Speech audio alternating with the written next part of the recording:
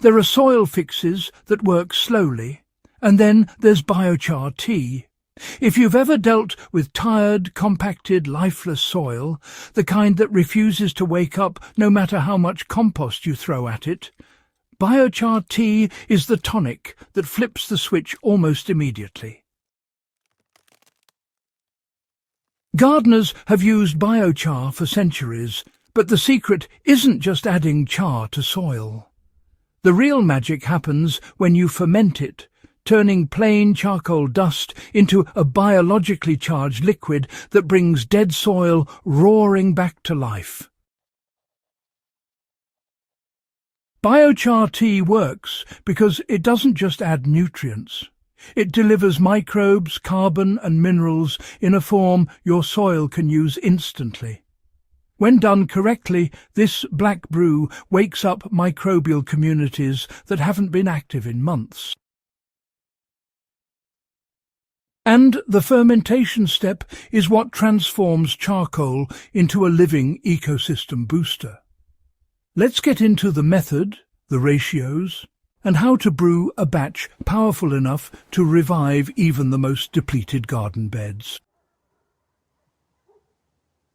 The reason fermented biochar works better than raw biochar is, well, quite interesting. While adding raw biochar is helpful for long-term soil structure, on its own it can just sit dormant for months before it truly becomes active. You see, biochar's pores need to be colonized by microbes before it becomes useful to plants. If you skip this step, you're basically putting empty sponges into the soil. Fermenting biochar preloads those pores with life, nutrients and organic acids. The result is a fast-acting soil tonic that doesn't just improve structure, it actually jump-starts microbial metabolism almost on contact. Gardeners who've used fermented biochar tea often report, visibly greener leaves, faster growth and better water retention within just a few days. This works because fermentation creates a dissolved, microbe-rich slurry that plants and soil organisms absorb, well, quite quickly. In other words, you're not feeding the soil later, you're feeding it right now. Choosing the right biochar, and why this matters. Not all charcoal is biochar. If your charcoal smells like lighter fluid or has shiny binders, don't use it. You want pure, untreated char, either homemade or purchased. The best biochar, well, it crumbles easily and has a porous, carbonized interior. The finer the char, the faster it ferments. For tea, the ideal size is charcoal dust to pea-sized granules. If you have larger chunks, just crush them. A hammer and a tarp work well for this, honestly. The goal is surface area. More surface area means more microbial real estate, and that's the entire point of fermenting biochar.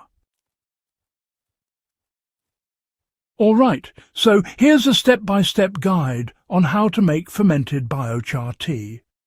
This recipe will give you 1 bucket of concentrated biochar tea, which is really handy for the garden.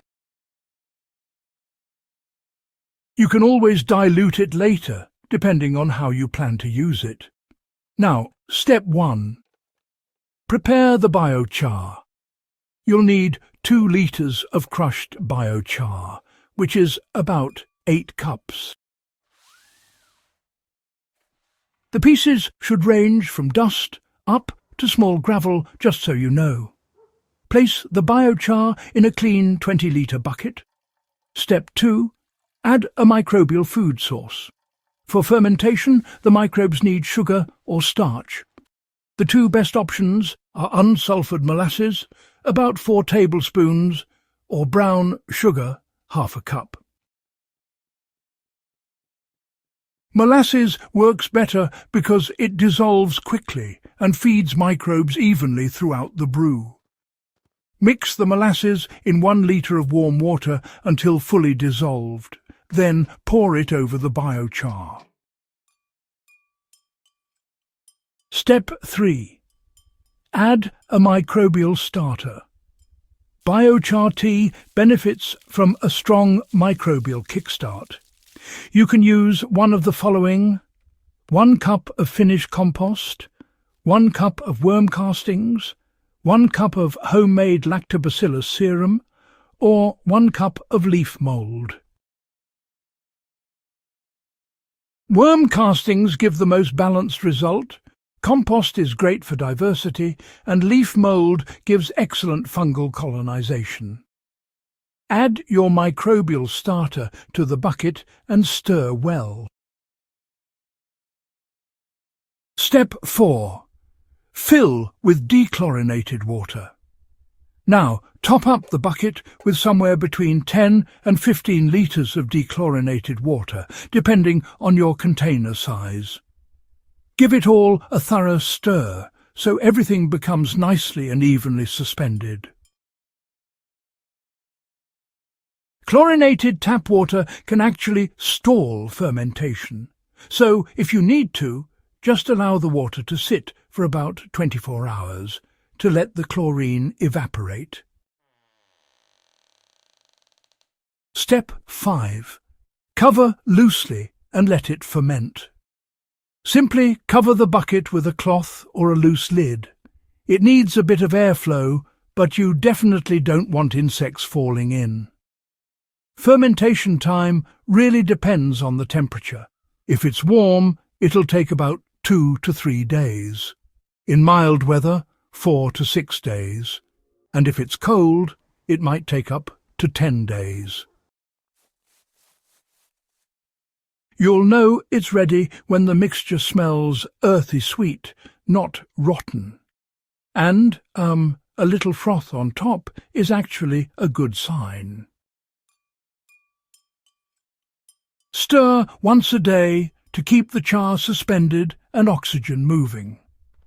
Once fermentation is complete, your biochar tea is ready to energize your garden. It works in 3 different ways, depending on dilution and application. For soil revival before planting, dilute the tea 1 to 2, 1 part tea to 2 parts water, and soak the soil deeply. This, brings microbes down into the root zone. So, you'll want to use about 4 litres per square metre of garden bed, right? For feeding established plants, just dilute your biochar tea 1 to 4 and pour it directly around the base of each plant. For tomatoes, peppers and other heavy feeders, use 1 litre per plant. Now, when it comes to activating compost piles, you can use the tea undiluted and pour it straight into dry or sluggish compost. The microbes and carbon will heat the pile up rapidly, which is really handy. And don't forget, the charcoal particles left in the bottom of the bucket can be spread around perennials or mixed into potting soil. They're fully charged and absolutely ready to work. So, why does biochar tea work so quickly? Well, most soil tonics deliver nutrients, but biochar tea delivers something much more powerful: living biology. When the microbes inside the biochar pores hit the soil, they keep multiplying and moving outward, bringing your soil to life in no time. They break down minerals, convert nitrogen forms, and regulate moisture, all things depleted soils struggle to do on their own. Biochar also locks nutrients in place rather than letting rain leach them away. This means the benefits compound over time. A single application can improve soil for months. For gardeners dealing with sandy, compacted or previously dead soil, nothing works faster to revive it.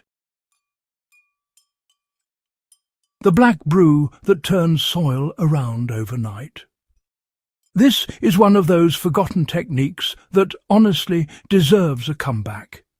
It doesn't rely on synthetic fertilizers or expensive products, just charcoal, microbes, water and fermentation. What you get is a living brew that restores balance, structure and fertility in a way modern fertilizers never could. If you try this method and see results, don't keep it to yourself. Share the knowledge, spread the practice, and pass it along the way gardeners used to. And if you want more regenerative gardening guides like this, make sure to subscribe to Gentle Herb Living and share this video with a gardener friend. This is how we rebuild healthy soil, one living brew at a time.